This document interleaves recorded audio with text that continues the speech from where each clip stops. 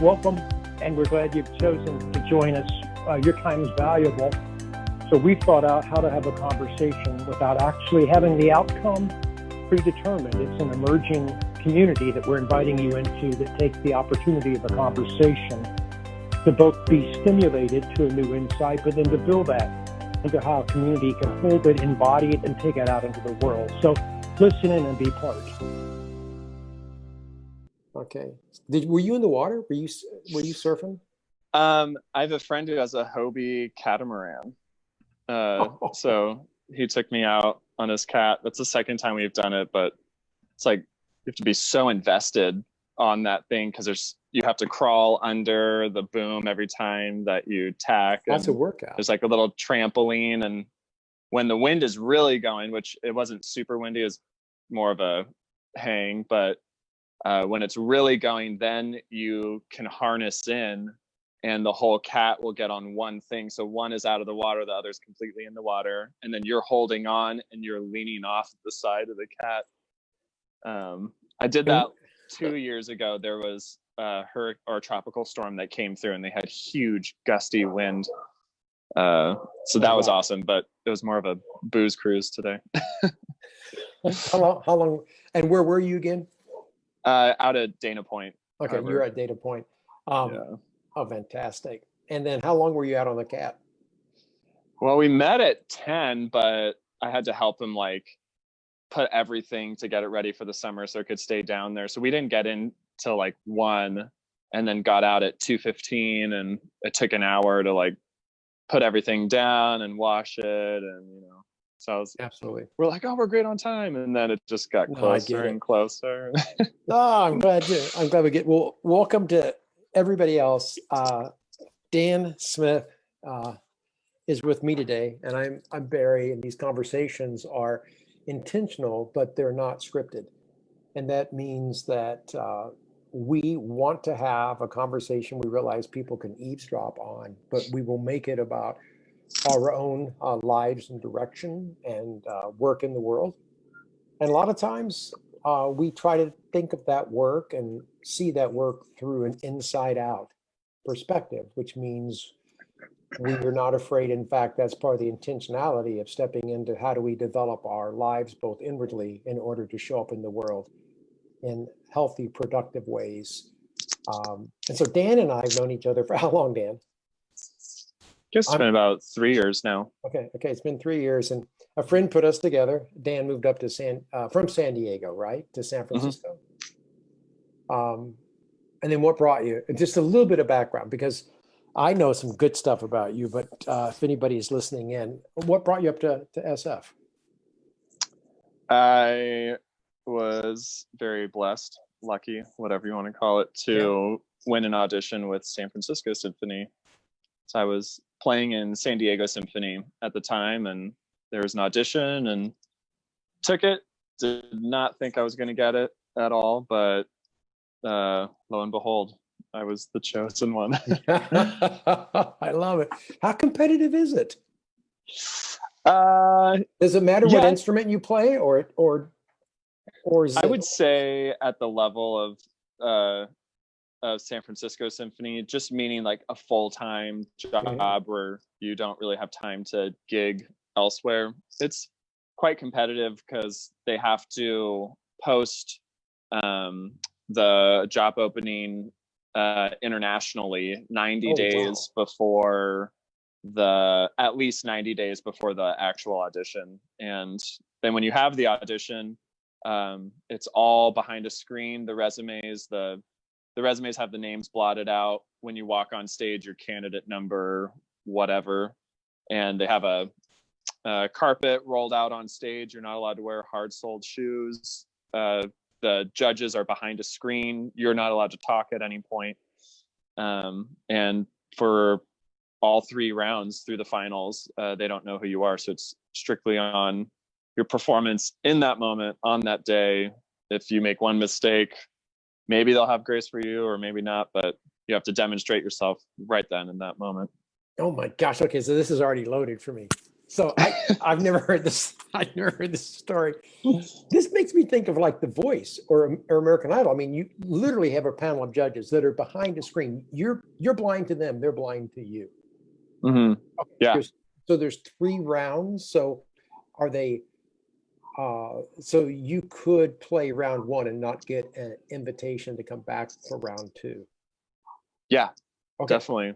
Mm-hmm. So how many? So to get into round 1, you say it's an international 90-day post. Anyone qualified shows up with resume for round 1 experience, but then the resume goes blind. They scrub your name. They don't even know if you're wearing hard sole shoes or not. You don't know who they are. You walk out and you play for how long? How long do you get to play for round 1? Well, so I guess even pre-round 1, round Okay, good. Yeah. 0.5 or whatever, you send in a resume.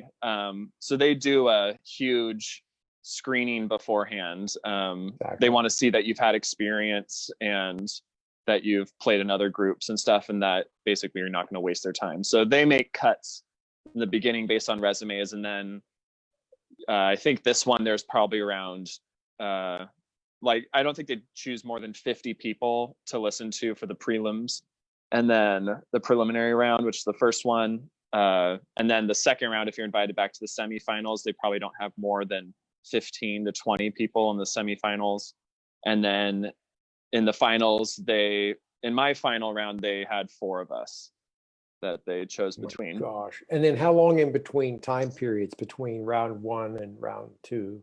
It varies. I play bass, the upright bass, or the giant cello, as some might want to call it. For those, they do them within 2 days. So I had, and because the preliminaries can take all day to listen to 50 people or however many, it's going to take a full day. And then the second day they'll listen to 2. But sometimes for huge auditions, like a concertmaster, the first chair, first violin, often they'll have like a screening in 1 month, and then the next round will be a few months later because they want to have the music director or other certain specific people there for every round, or it's just even more scrutinized, I guess, where for myself, the music director wasn't there until the finals. So some little variations, but yeah, mine was within 2 days. Gosh, I'm feeling it for you as you walk up. So this was like 4 years ago. You pack your bass and you come up. You've been screened. So do you have to send in a recording or some type of recording of you playing, or is it resume just on paper to get up here? It's a resume on paper. Okay. So the first time you're playing is at round 1. Mm-hmm. Where are you playing? So we played, actually my audition was kind of weird. Usually you play just right on the stage, and I wondered, so that at Davies? At Davies, yeah, Davies Symphony Hall. And it's always this was my 7th audition that I've taken. So I feel insanely lucky that, because I know people who've taken 30, 40 auditions, you just keep doing it until you get a job. But it's pretty incredible. You're on stage, you're looking around to an empty concert hall, and it's just you playing in this incredible hall. So it really is an awesome experience to get to do that. And I try to focus in on that. I was going to ask you how you got the right mindset, because when I talked about our conversations, I've loved the fact that you've gone into arenas of high performance, like Davies Symphony Hall would be that arena. But what I love about our conversations is you'll take me into like, how was your mind? How'd you get ready?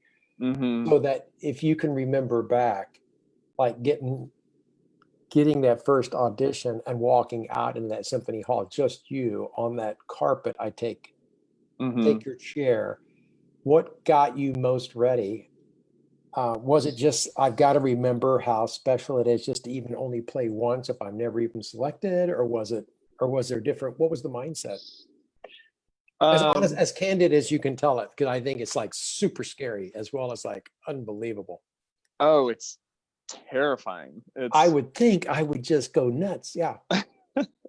I mean, yeah, I'll tell you all the things. I mean, one, my very first audition I took, I remember I had no idea what it was going to be like, and I actually took a little bit of time off of bass before it, and I was in a really great headspace.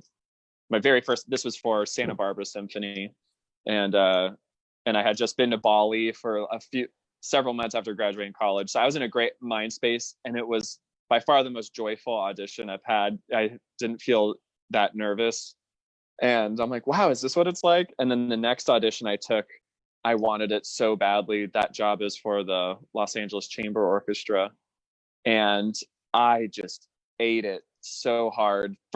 Very first piece, you play about 10 to 15 minutes in the first round, and very first piece, I just ate it. Like, my nerves took over, and I honestly think a lot of it was because I wanted that job so badly, and I put a lot of pressure on myself. And as one of my friends in San Diego Symphony, she's from Costa Rica, she calls them the cucarachas in your head, and there's these things, these like the voices that are telling you, like, oh, here's that awful moment, it's coming, it's coming, it's coming, here it is, you know. And then that's the kind of thing that just, they're there and they're chattering, and then you just end up, it's a self-fulfilling prophecy often. And so for me, skipping a lot in between for this last audition, I in no way thought I was going to get it. I was like, there's no way, but I want to do this because I know taking an audition is always going to be a positive experience. I'm going to grow by doing this, you know. And I set a goal, like I wanted to at least make it to the semifinal round and ideally the finals, but I just wanted some sort of goal. But I don't know. I mean, I know some people don't believe in like selling yourself short, but then in another sense, I kind of take that mindset for auditions because I don't know. I think when I put these expectations of you have to play this certain way and you have to make it, and this is your job, you need to get this. For myself, I just collapse in pressure. And I like that you're drawing that as one of the walkaways. Like, you did it to yourself. Mm-hmm. And that's what we do. That's what we do. We get, you know, now we've got this phrase, getting out of our own way. But you were skilled or you wouldn't have even gotten the interview. So you could play. So I wish I had the intelligence to form the kind of question, because how many people walk in having the skills that the job requires, but they mess the interview. They defeat themselves. They're in their own way. They're all tense and they constrict rather than open and trust. But what you just said is that happens when we think we can control the outcome. Mm-hmm. And, you know, when you have one kind of result, or I fail, then you put a tension in the process that basically interrupts the flow of what you really have to offer. I mean, I've done this, right? And I know, as we've talked in the past, we've never talked about this, but I love the fact that if we think we can determine results, then sometimes that comes back to really be what you call the cucarachas? Yeah. I mean, how do you get a case of the cucarachas?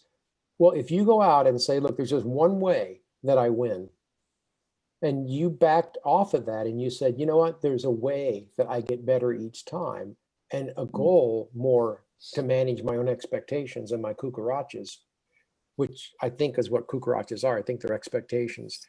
Yeah, that's good. You didn't minimize your talent. You just said, in order to really get to where I can be a whole person and not a failure or a winner, but how can I grow, walk through this, is if I get to the semifinals, I can be thankful.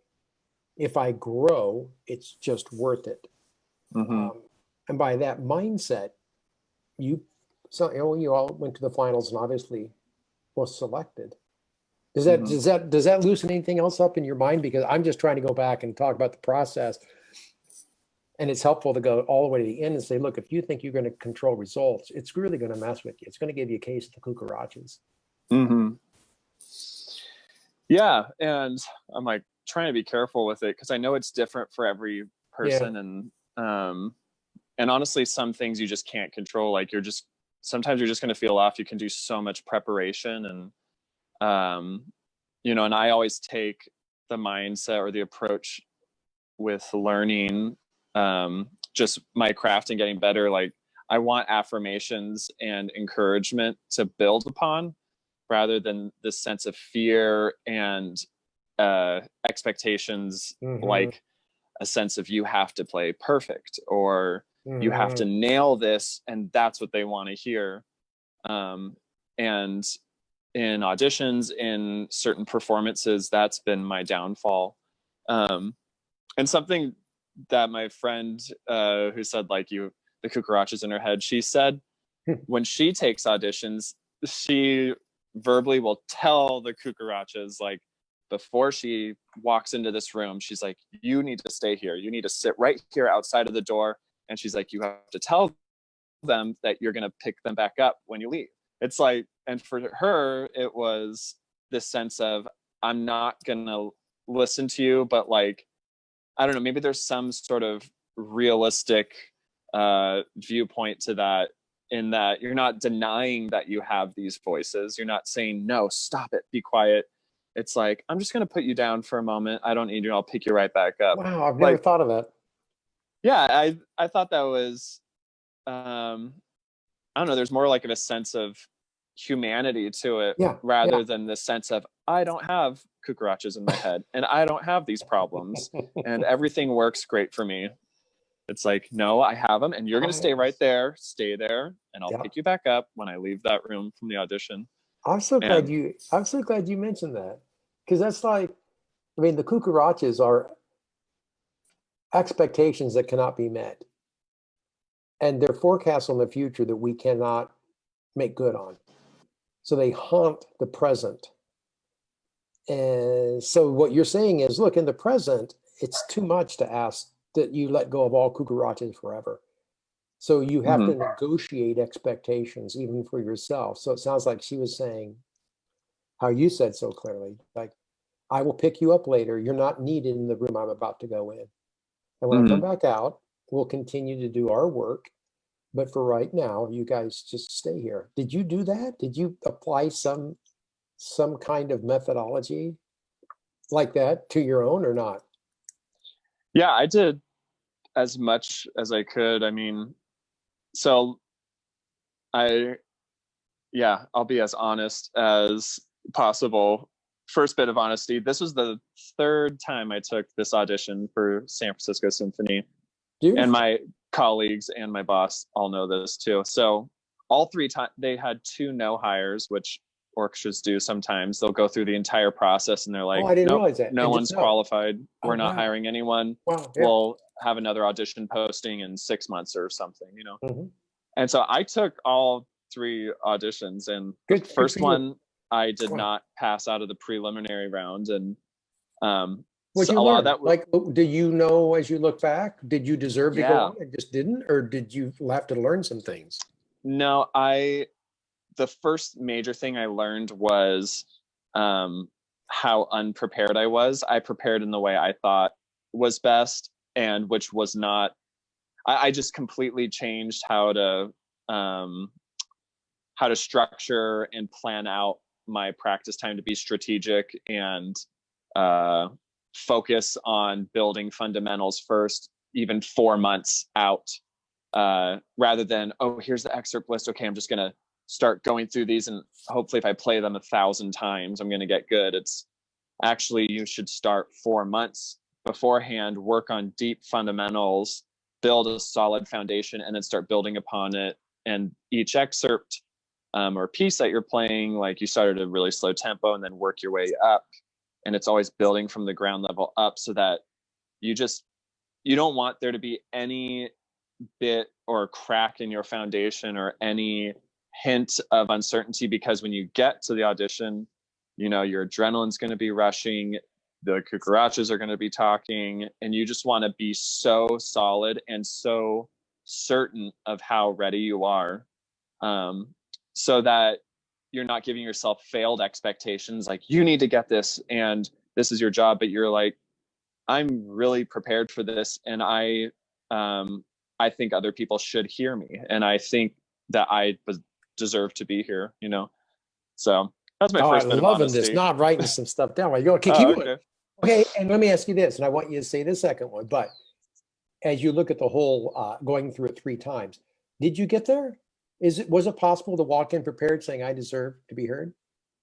In your Yeah. other times, you got there. So what I'm saying, if anyone's listening, and I'm learning from you too, it's not just a goal. You actually got there. You learned that, and then the next time you went in, you had that headset because you did start with your fundamentals. You did walk in with that mindset. Okay, cool. Yeah. Yeah, totally. And Okay, so the first one was, okay, it's preliminary, and you realize now how unprepared you were. And if I heard you right, the one way to not get prepared enough is just to take the piece and try to just really own the piece. mhm. And what you said was, what you learned was, no, you go back 4 months before and you just start working on the scales, the fundamentals. You really build the foundation on which the piece then will start to be played. So that you walk in with the confidence, not on the piece, but on the fact that you're a complete musician as best you know you can be. Am I seeing Yeah. that back right? Yeah, Because definitely. there's some young people that are looking, old people too, forgive me for that. That was a bias slip right there, so I own it. But people are walking in saying, you know, if I just have my skills, my high level strengths, and I really glamorize them, I can have a wow factor. And there's Mhm. another mindset that you're saying, which is no, you really need to walk in knowing what your identity is, having a Mhm. sense of awareness that you're prepped more than just by your strengths, but you've got your whole self ready to move into this moment with all that you can possess, not Mhm. determining results, or not like forcing results. They'll take care of themselves if you've taken yourself into the mindset you talked about. uh, Mm. Gosh, Dan, really good. Now I hope I didn't interrupt so much that you can't go to, like, so then they don't take anybody, so you go home. So you have to handle, I didn't get selected. So just take us like 4 or 5 minutes down. What's it feel like? How do we deal with, okay, I've learned some things, but also the disappointment? What did it feel like to not get selected? So I would honestly say for that one audition I was talking about, I didn't feel so defeated Okay. because Okay. I'm from Southern California, and I I've always wanted to just live and reside in Southern California my whole life. Mhm. And I'm very happy now. I'm a well-rounded Californian living in Northern California and love it. Totally love it. So I would say I already was like, I don't really know San Francisco and all this, and I didn't think I was going to get it, and I really didn't, but I learned something. So I would say, just take it in my perspective, from probably the most emotional defeat that I had was the audition before the one that I won with San Francisco, about a month and a half before um, the most recent San Francisco audition. I took an audition for the LA Philharmonic, which I grew up going to and listening. I know the whole bass section, like so many of the musicians, or know of them, and so inspired by them. And um, so I already knew, like, I'm going to take this audition and I'm going to be so nervous, and like I need to work on all the mental preparation, breathe, so many different breathing exercises I learned just to calm myself during it. And I made it to the semifinal rounds there, but I was cut at the end of the semifinals. And I just remember being so crushed. It was like an hour drive back home, and I just cried the whole way home because I thought, like, this was my chance, like, to get to the one orchestra that I want to be in, and Absolutely. there was the opportunity, and now it's gone forever. And I was so over it. And I went back home, and I remember going back to work. Oh yeah, and what was also challenging, so I was playing with San Diego Symphony at the time, and I and also, as a side note, maybe it's too much information. No, I'm I loving this. This is a great filler. Okay, great. I took the LA Phil audition and the other auditions because with San Diego Symphony, I was a non-tenured musician. I was basically like a long-term substitute. So if I was tenured, I would have stayed there. I never would have taken another audition in my life because I love San Diego, and I would have been so happy but I was not tenured, so I had to take auditions. And so then LA Phil came up. That didn't work. I was crushed. And I knew San Francisco had an audition a month and a half after this LA Phil one, but I didn't care. I was like, what's the point? Like, I'm not going to get it. I didn't get LA, all this. And I had two coworkers who essentially slapped me to say, like, you've been prepping for so long and you're at a high level, audition level. Like, don't neglect this San Francisco audition that's coming up. It literally was because of two colleagues that told me, you need to do this. You're ready for it. And I put in a lot more prep for another month and a half or so, came up to San Francisco, and then I won it. And I could not believe it.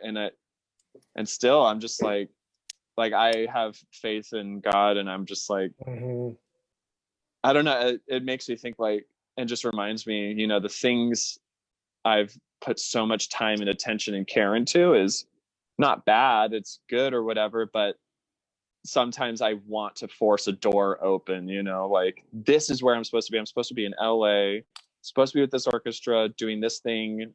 There's nothing else, you know? And then when I don't get it, I'm so ready to just throw everything out, be like, I'm over it. I'm not going to do it anymore. And I'm so thankful these colleagues told me to do it. And and then now my life, I don't know, I never would have imagined living up in San Francisco, and the leadership role that I have up there.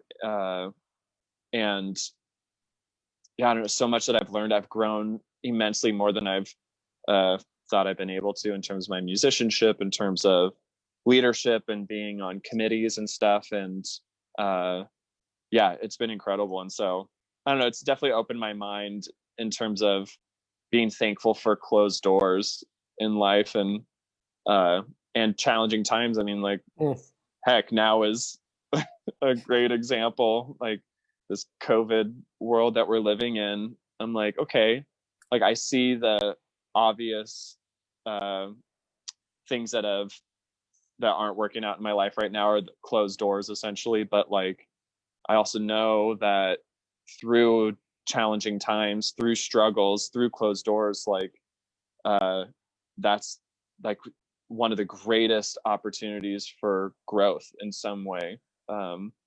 So honestly, like, a failed audition with LA and some other failed things in my life, like, have been really great teaching moments for me of just pressing on. How do you grow out of this? Like, you can let this defeat tear you down, or you can let this struggle or this really trying time, whatever, tear you down, or you can find a way for it to grow you, to change your perspective, to make you a better musician, to make you a better person and better coworker, whatever. Like, gosh, yeah. Well, it's thank you, because it's like a great commentary, as you should have, on your own experiences. And I'm kind of like sitting back in my chair going, I know your age and you're not old, and yet this is an elder type thing that you're talking about. I mean, some people can live a vocational lifetime and still be kicking against what they didn't get. And you were able to say early, you know, I didn't get it and I was crushed. You use that word. And I bet there's people listening who will say, oh, absolutely. I mean, in the crush, who are we? Who are you in the mirror at the point of failure? And your story and the commentary you've made on it is so incredibly not just hopeful aspirationally, but you literally drop down into some real clear skill things. Like, one is, I had two coworkers who, outside of my crazy brain, told me what to do, and I submitted to folks who really knew me objectively.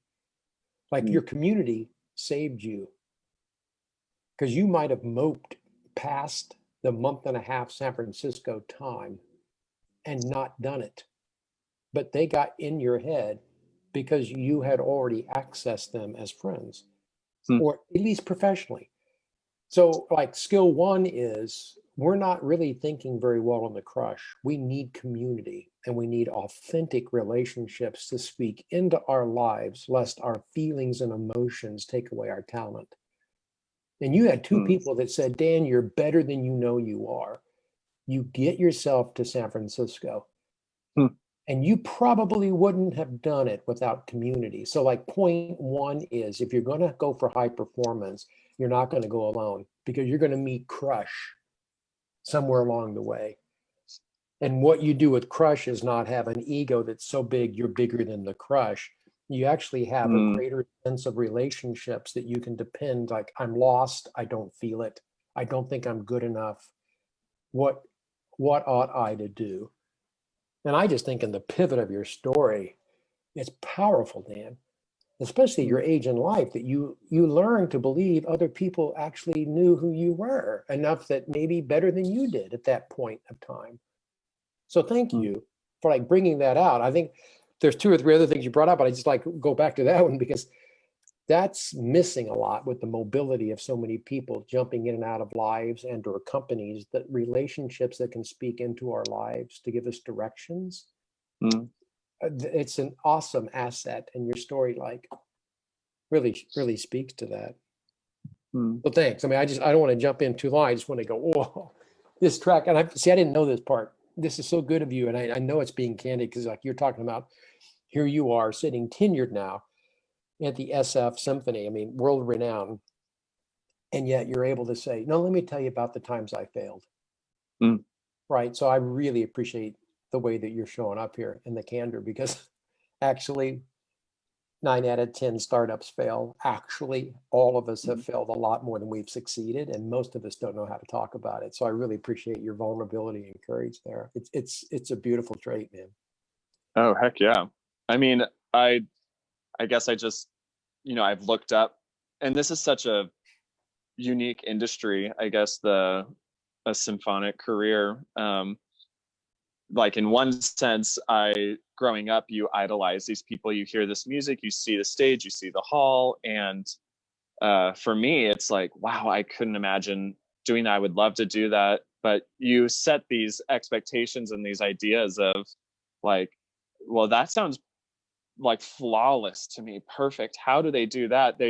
If they're perfectly playing all the time, they must be perfect or whatever. They must be this kind of a thing. And it's kind of the own thing I like, I guess, this own reality that I form in my mind. But then you get to conservatory, and it's also kind of cutthroat. But I was really blessed to I went to Rice University in Houston, and their music program's outstanding. And the most incredible part about it is the camaraderie that is there. And it did not feel cutthroat. It felt very loving and supportive, and people will listen to you all the time. And then again, what's unique in my industry, like, yeah, I'm now tenured with the Symphony, and I will probably be here. This will be the last job that I ever have. That's my hope. That's my hope. Yeah, totally. Hopefully the concert hall opens up again. Really? But yeah, I mean, but you form an instant bond with everyone else, because everyone else went through the same thing. And you have an incredibly diverse international group of musicians. In San Francisco, we have someone from, I think she's from Kazakhstan. We have several people from Russia, Ukraine, from Japan, South Korea, all over the place. And and so you see people who have faced failure time and time and time again, and struggles, and everyone's story looks a little different, but you meet people and you're there on stage, and it's just a close bond right away, because everyone went through the ringer, and it's like, we all made it. Now we can all like rejoice together and make music. And so I guess that's probably why I trusted those two colleagues especially. So. Oh, that's a great backdrop. And what a great way for you to honor and bless the kind of vocational community. I mean, how people refer to their coworkers actually tells you a lot about the person who's making the remarks. Like, if I have a lens to see the beauty, and the gifts of my team. That tells you a little bit about how I am and why I'm seeing the world. If I'm full of moaning and groaning of what's not there, what's always missing, can you believe these team members?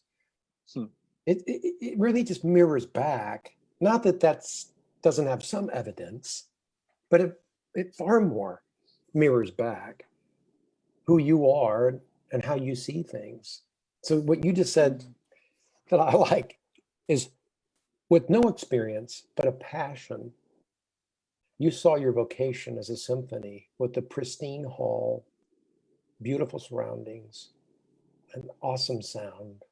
You used the word, it was flawless. But when you became a journeyman, when you actually begin to pilgrim your passion into reality, in fact, you realize that passion wedded itself to perfection. But at Rice, you realize, no, as I journey into this passion, everybody's got a story of getting cut, failure, no callback. And isn't that interesting that, like, your first picture of your vocation, your passion made it think, oh, it's got to be perfect. If I ever get there, it will be unbelievably perfect. That actually gets in your way. Like, there's a problem there, but who could deny it? We all went there. Oh my gosh, when I finally become that, that design thinker, and in fact, the journey to really get you there, you found a greater truth than like it would be flawless. You found, no, everyone's flawed. And we have such community because we've embraced each other we all went through the same thing. Flawed, we've failed, we've all cried, and yet we've all gotten back up off the mat. And we're that kind of community. I mean, that's like a night and day picture, and yet it's the same vocation, but it's actually the track. But thanks for putting that together, because early in my life, I had grandiose, magical thinking pictures of what success would look like. Right? Oh, yeah. So did you. And in fact, something was right about it all. You had an antenna in the air, and you were in fact destined to be a musician. Like, all of that was like kind of right, but it was also skewed with perfection, flawless. And so that had to get chipped away. Mm-hmm. And when it chipped away, you found a community that was far more authentic than a lot of perfect people sitting in air-conditioned symphony halls playing flawless pieces. I love the way you just crashed that first picture of what you thought it was going to be. It got real, but when it got real, it got better. Yeah. I love it. Gosh, totally. Yeah. I just think, I wonder, do you think it's possible that it's a little bit of an off the track question, but can people get into the reality of their vocational quest and find out that, in fact, there's not an authentic community in there? Like, you're 5 years into your startup, or you're 5 years into your own vocation, and people are still acting like, no, I'm not hurt. I don't, I'm great. A reluctance to share failure, a reluctance to be known in a weak way, or a reluctance to be authentic. Like, I'm curious how many of our peers have gone ahead and gone into their vocation and kept the mask up. You learn to take down. Right. Well, nowadays we have to keep our masks up, so. This is true. Literally. This is true. Literally keep your mask up. Literally. But no, it's a good point. I mean, and I will say I know so many musicians who will never take that mask down, essentially. Like, they will always give the impression that they are perfect. And often, I mean, because you have so many different personality types too. You have people who don't find it appropriate to be completely upfront or honest or in every situation. And I don't think that's necessarily an insecurity. Maybe it can be, like, it's different for every person, but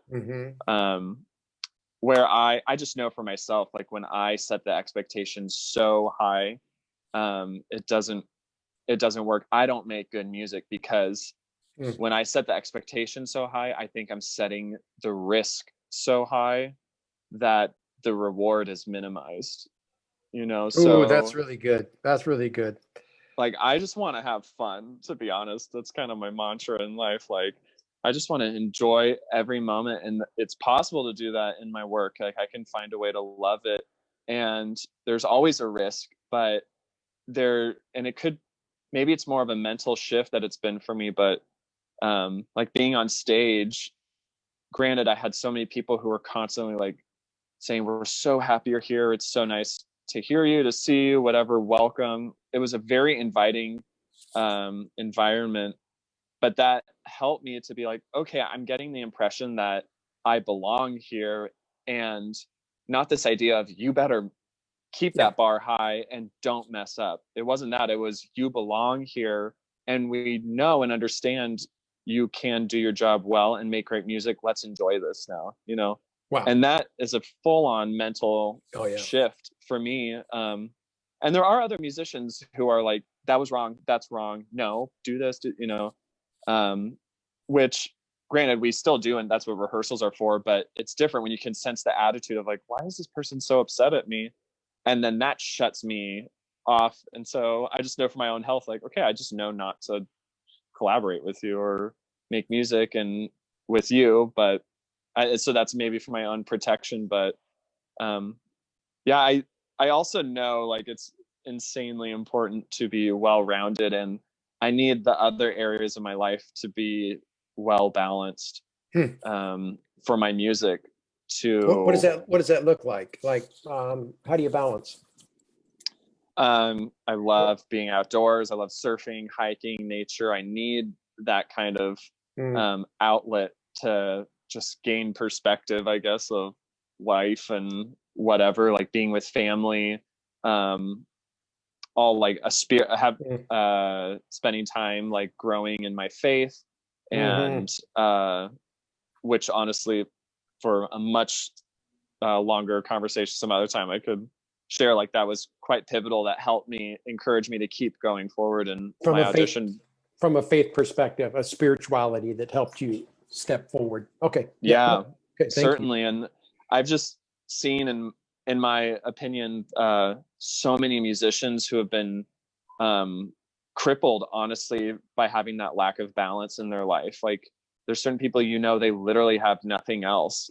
Some people don't have a family, or some do, but they have no hobbies or other passions in life, and their work is everything, and on stage it's everything, the performance is everything, and often they're still phenomenal musicians.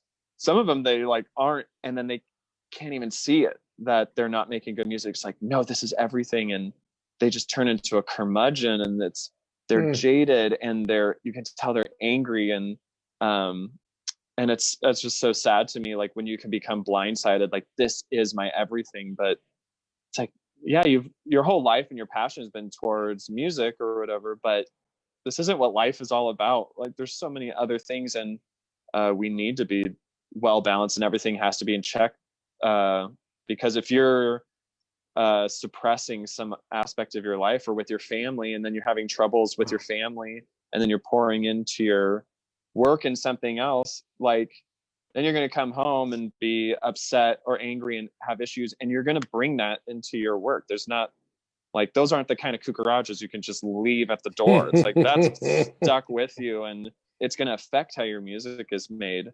as well. And so I don't know, I haven't been in the industry a long time, and I've had some people tell me like, oh, you're young, you'll get it, like the jadedness will come. I'm like, oh boy, well, I hope not. Gosh, how's that sound for the elder mentoring voice? It's not everyone. Wait to get to be my age. You'll end up finding your own rut. Believe me, the rut's there in your life. Yeah. Don't pop my idealism. However, you just broke idealism down. Like you're like, it's not ideal. I failed. It's hard. There's motions of being crushed. I, however, will build community by being real and authentic. I will not make work everything as much as I love it. I will balance my life with surfing, family, developing myself spiritually, so that when my life outside of the symphony is attacked or goes through a hard thing like COVID, I have more than my identity at work. And when, you're talking about something really nuanced here. Is some of these people that I'm listening to and parts of my own life, when I move into my own expertise and giftedness, I can also get very tunneled and unbalanced, is a way to say that. And my identity tilters upon another summit on the mountain of my strength. But the more I tunnel upwards on that expertise, sometimes the imbalance doesn't prepare me for a loved one, a loss, a change that I don't have control. And nothing in my repertoire of work prepares me for the bigger part of my life. And I'm crushed. And I just say, damn it, how did I think my expertise was going to make my journey through life successful? It would certainly be a part of it. But you just said, if life isn't more than your passion, if life isn't more than your expertise, you're setting yourself up for disillusionment at some point. I mean, that was said so well, Dan. Really? I mean, don't Hey, we you both, said it well. don't we both feel it? Yeah. I mean, honestly, that's why in some way, some really weird way, quarantine and COVID is a blessing, because it brings that out. And, you know, I had a mentor from a while ago who was diagnosed, I think it was like 13 years ago. He was diagnosed with some kind of cancer, and they gave him 4 years to live, and he's been living for 13 years. And Oh, wow. And he talks about the gift of cancer.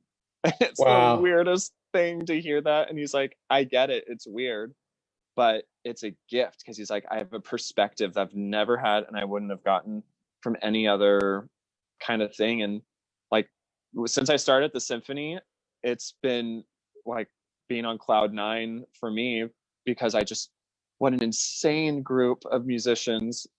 And I use insane in my vernacular to mean amazing and wonderful. So, sorry. I mean, I'm a little insane. We're all a little bit, mentally insane, but incredible, high caliber, outstanding musicians. And I'm just always like, why do I get to do this? This is incredible. Everything's great, wonderful. March 2020 hits, March 7th, 2020 hits, and rehearsal's done. And they say, pack your things, go home. And that was the last time I've been at the hall. And our season for the rest of 2020 has been canceled. It's really uncertain what it's going to look like for live concerts after this.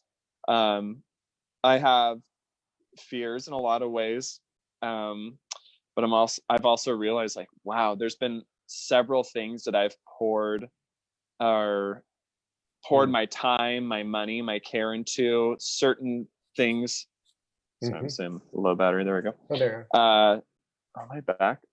Here we go. Yeah, I see it. I see it. Okay, great. Keep going. But you poured in time, money, you were saying. Yeah. And a lot of things that I used as my security in life, like my job, the schedule, the routine, like, oh, this is where I feel good. And then that disappears. And it just showed to me, like, okay, I've really been using this thing in certain aspects as my main source of security, of identity, of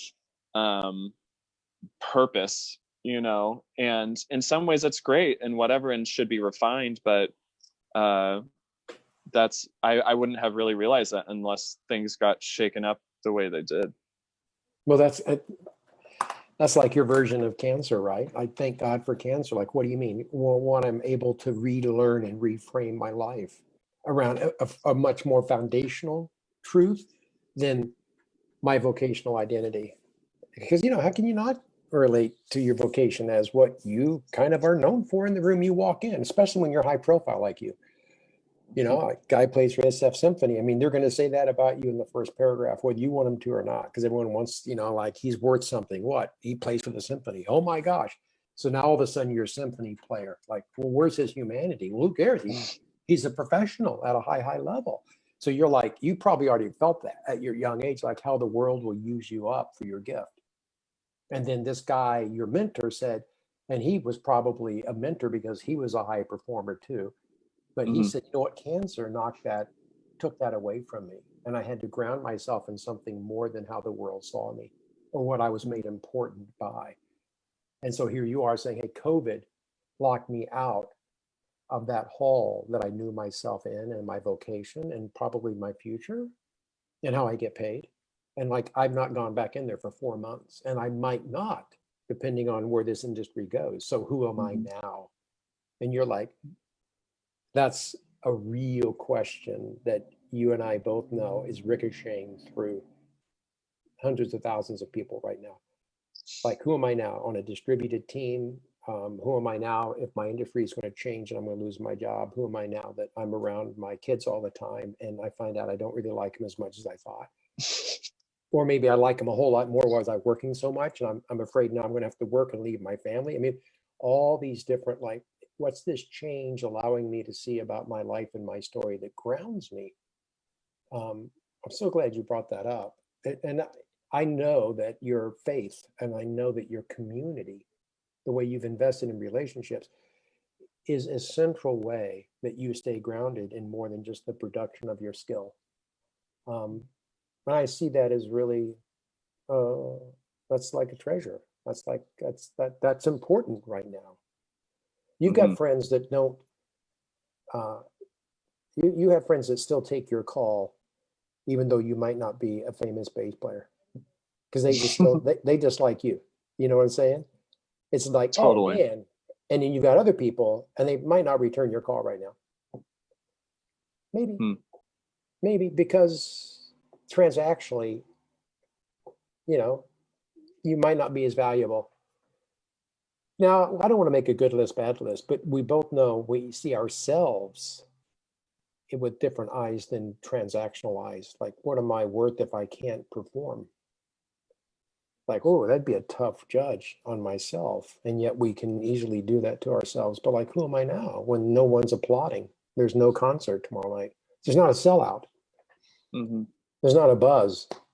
You know, I mean, I'm sure after you guys play some pieces, there's probably a real flow sense happening across that community of musicians. And in fact, do you miss that? Because I'm not saying that's negative. Do you miss the buzz of ripping a piece?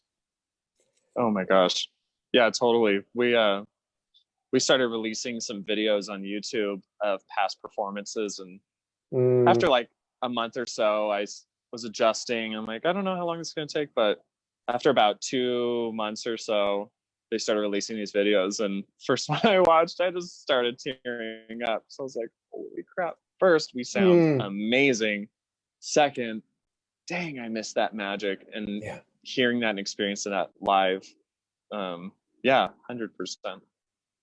Gosh, no wonder you're saying that this is an important correctional course for your own development, because that sauce is so seductive and yet it's so real, and I want it for you. I do not mean it from a negative point. I hope you have a lot more of that. However, it is not you, it is what you do.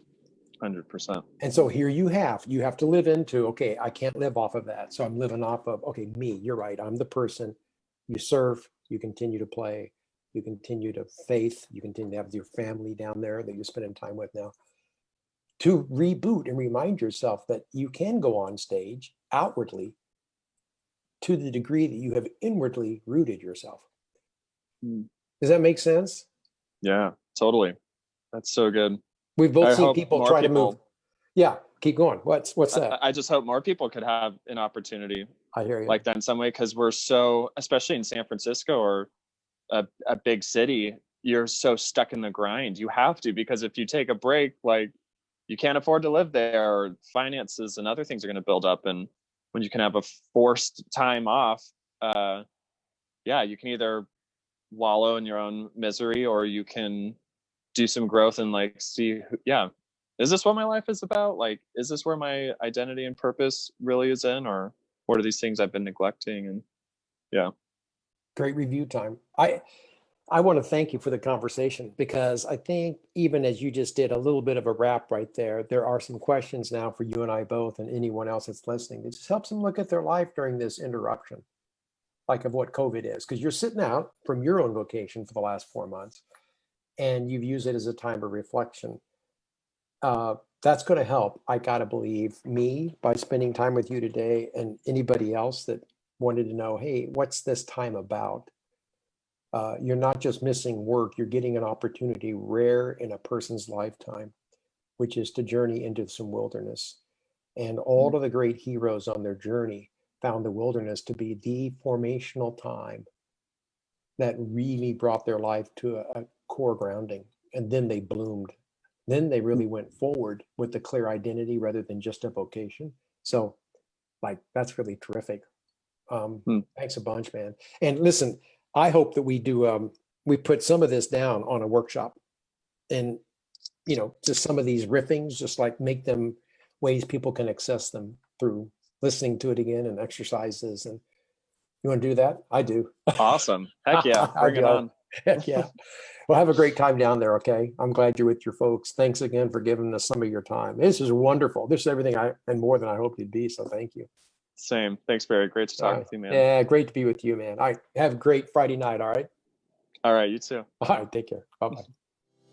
So that was another conversation. And again, thank you for joining us, because the contributions each of us made and built on gave us not only something to value in the moment, but now we walk out into the world. So the purpose of Be Do Labs is not just to grab time from you, but to actually give your time more purpose in the next step you take in your life. So embody it, practice it, and come back for more. Thanks for being part of our community.